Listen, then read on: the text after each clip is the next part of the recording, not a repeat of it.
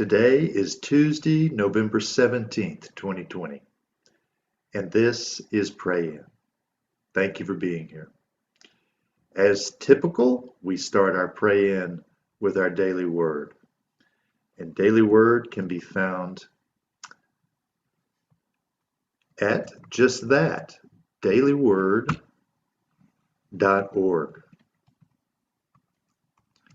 You can go read along, but you also may find that there's opportunities there to subscribe. You can either read along for free or subscribe, where you may look at past daily words. You can listen to an audio of the daily word, as well as you can look in the next, usually next several months, what's available. So with that, let's read our daily word today. It is world peace. Peace in my heart contributes to peace in the world. Peace in my heart contributes to peace in the world. Let's say that together. Peace in my heart contributes to peace in my world. Every day, countless people spend time in prayer.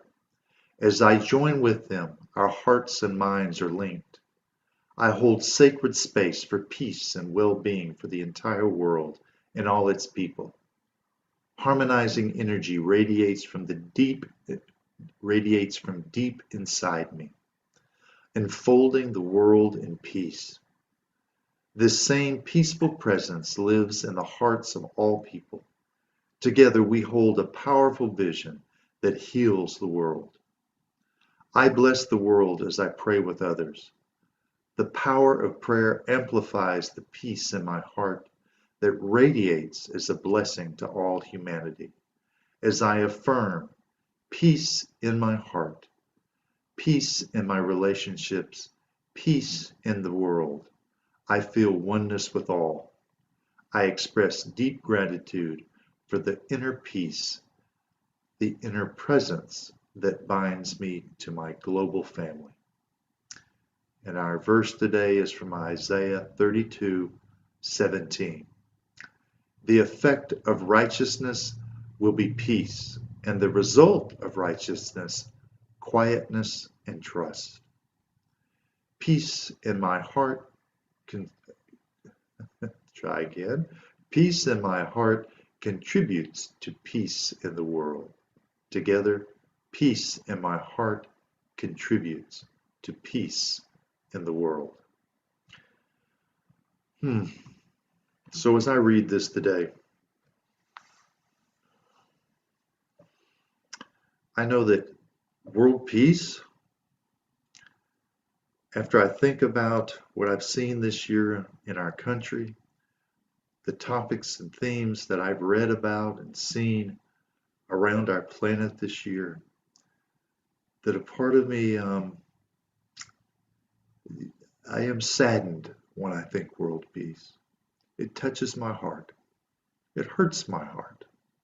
And I know that obviously this topic is important to me. It matters to me. World peace radiates something to me that is touching something deep within me. And I think that it's important for us to remember that as I want peace, and I look at my world and think about giving peace, that sometimes the way I want to give peace is to take peace and shove it down somebody's throat so they doggone well get peace. Well, that's kind of the antithesis of peace, I do believe. But it's my thoughts, my feelings, my awareness. And maybe that's just a great example of why we're not seeing peace in the world, because all of us have part of that desire and the desire to change the world, but have an experience of war and strife and struggle and conflict going on within us. So I know that the Dalai Lama says that we can never obtain peace in the outer world until we make peace with ourselves. So I think that making peace with ourselves might be the key here to peace in our outer world, the peace that I'm looking out into my world and not seeing. How do I bring that forth? Well, Charles Fillmore, the co-founder of Unity, says of peace that peace is harmony and tranquility derived from awareness of the Christ consciousness. And he says that Christ is divine, is the divine man.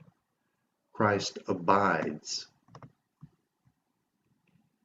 in each person as his potential perfection, the embodiment of all divine ideas, the realization of unity with the Father and Son.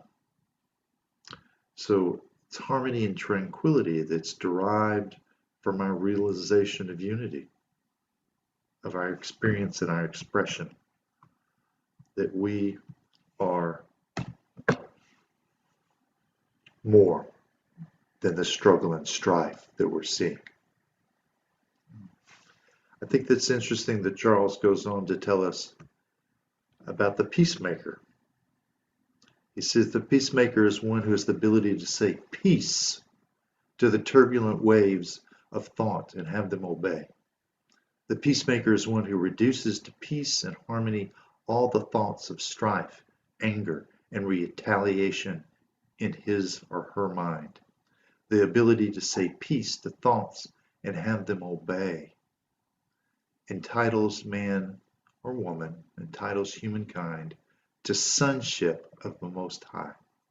And of sonship, he says that we reveal sonship in ourselves and others by claiming it, by declaring that we are not a son of mortality, but a son of God.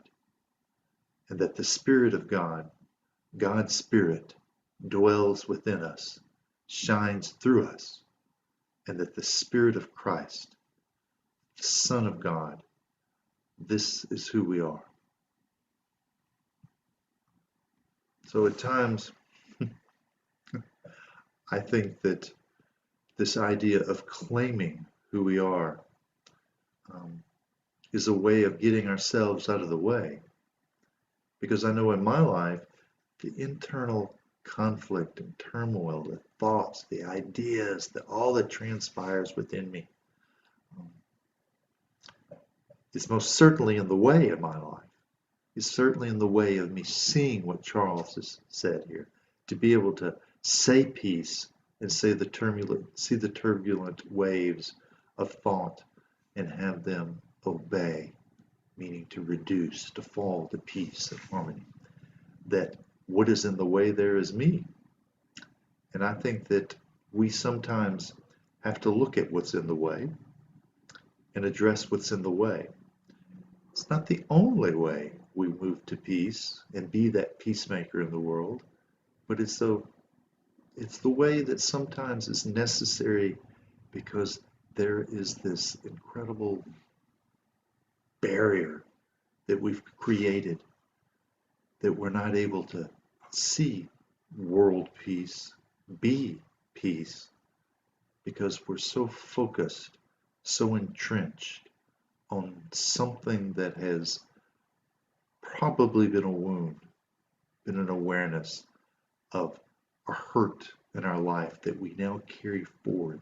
It's become something that, like luggage, we pick it up, we've got it under our arm, and we are carrying it around, and we don't seem to want to set it down. And to me, ultimately, this is bringing us back to forgiveness. Because sometimes it's the things in which we've been hurt that we don't forgive. Even as I think about what's happened in our country recently, it's easy for us to look at other groups, other ideas, and think what they've done that was wrong, and that we're not forgiving them for being the human beings that they are. That they too are like us. They have strife, struggle, war within, and they too want peace in their world. But we don't quite see it that way, do we? So forgiveness to me can be that practice. And it can be as simple. You can Google practices for forgiveness and find some beautiful things there. But sometimes forgiveness work can be as simple as doing the old exercise. Maybe you've heard of this. Sitting an empty chair in front of you and voicing to those that you feel hurt, wounded by. Maybe it's a person in your life. Maybe it's a composite. It's people that you've identified as them, those people. And have them sit in front of the chair, your chair in front of you, and just speak to them. Tell them you're hurt. Tell them all that you want them to know. And when you've emptied yourself out, then stand up, turn around, sit in the other chair, and from their perspective, from being them, respond. And that sometimes can be the most profound and powerful experience in self-healing that you can give yourself. The ability to see and hear from their voice, from their heart, and be able to open you, to crack that shell sometimes, even if it's a small amount, to crack that shell into forgiveness, into the ability to see them for the truth of who they are, not for the hurt that I have experienced. To me, there we're finding love, the ability to reach out and love those that most certainly we don't think loving thoughts of typically, but that we're loving. Charles tells us that love, peace, and harmony are the only remedies that count, that moving us into peace, that it takes love. It takes ability for our to center our thoughts, to center our love thoughts upon God, upon divine, and that when we bring that focus and that concentration, that love amplified onto God, then we find love for our world, for our life, for the people in our world, and love for ourselves growing, amplifying itself. To me, that also sounds a lot like affirmations, doesn't it? To center your love thoughts. Aren't when we are affirming that I am love, I am divine mind, I am peace and tranquility, I am harmony. When I am affirming those things, aren't I bringing my love thoughts upon God and amplifying that in my world? So I think that as we move from our forgiveness practice, we move into affirmations. And we move into meditation because it supports us in being in that silence, in being witness to that still small voice. Because that still small voice shares what with us? It shares love and peace and harmony. It doesn't bring us something else. It doesn't bring us the conflict. It brings us the antithesis itself. It brings us the love. So that we then can decide to choose again, to bring healing and to amplify, exaggerate that love in our own lives so that we can be more deeply that experience of peace in our world.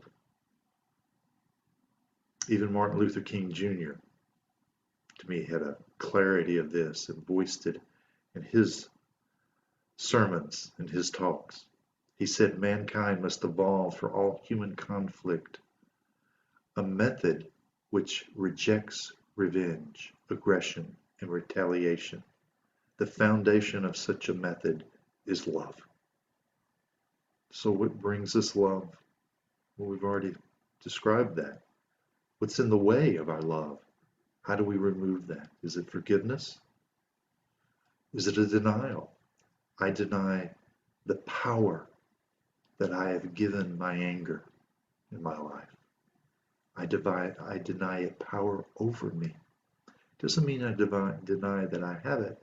I some days want to shove peace down someone's throat, but I'm denying it power over me. And I'm coming back to the affirmations that I am divine love. I am peace, and I am the peace the world is. And I may take that too into places that help me amplify that awareness of who I am. To claim it as Charles Fillmore. How do I claim my awareness of my sonship, of my realization and recognition that I am divine? Well, maybe that's nature. Maybe that's sitting with friends. Maybe that's holding the hand of my loved one. Maybe that's a hot bath. What are the things that reinforce and amplify and help me reclaim who I am? So with that reclaiming and being aware of who I am, I bring that love into my prayer for world peace. So join me in prayer. I relax into this clarity and understanding of world peace.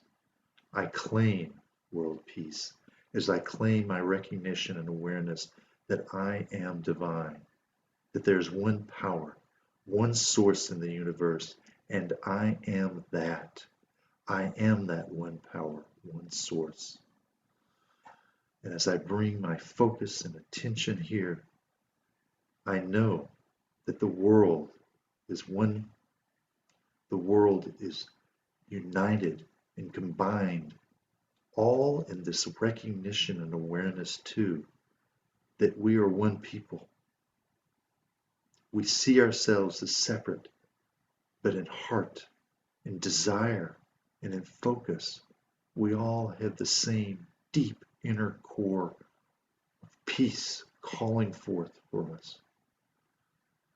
And as I have the realization that I am this peace, I am this divine nature, and I am the peace that the world calls for, and that I take it into the world, and that I be the peace, and that my prayer requests for peace and my prayer requests as a whole and the world's prayer requests are embraced and enfolded in this peace.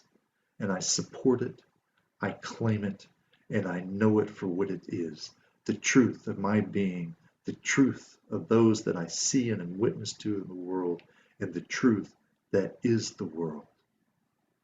We are divine, and world peace is ours, here and now. And in gratitude, I embrace the world for the beauty that it is, the peace that it calls for, and the heart that longs to love and be the love that is needed in our lives. Thank you. And so it is. Amen. Thank you for joining me today. Go check out Unity Fort Worth, especially the calendar, which would be unityfortworth.org/calendar, and see what's new coming up. It's the happenings that are taking place at Unity Fort Worth. You can also check out the blog there, the podcast there, and just know that maybe some of that will help you claim more of your peace today, so that we as a family can be that force that is world peace. Thank you. Have a wonderful day, a blessed day.